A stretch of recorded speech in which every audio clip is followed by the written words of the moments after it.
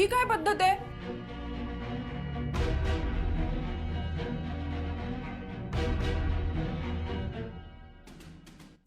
काय ग, तू राहतेस ना इथं?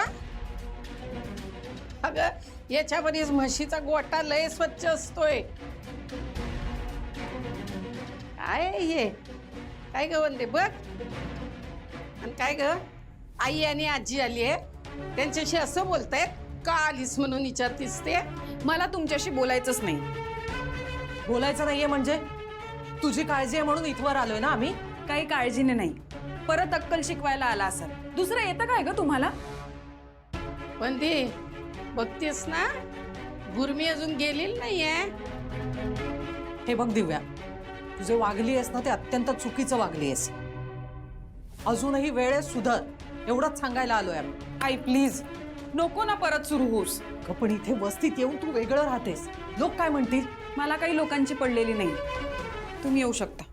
वंदे किती वेळेला सांगितलं होतं तुला का लगेचच्या लगेच तिच्या 2 वाजवत जा म्हणून? तेव्हा जर ऐकली असतीस ना तर आता ही जी डोसक्यावर इथं बसली आहे ना ती बसली नसती. आईशी कसं बोलावं एवढं सुद्धा कळत नाही होय ग तुला? बाई आजी, मला आता हे सगळं ऐकवत बसू नकोस हा. काय करणार आहेस? काय करणार आहेस मग? हे बघ, उद्या वटपौर्णिमा आहे, ते सांगायला आलोय. समध्या बायका उपास करतात, तू उपास करायचा आणि वडाला येऊन दोरा बांधायचास, कळतंय? मी करणार नाही. म्हणजे नाही करणार, माझी मर्जी. तू फकस्त येऊ नगस उद्या, मग कशी तुला सरळ करते ती बघ.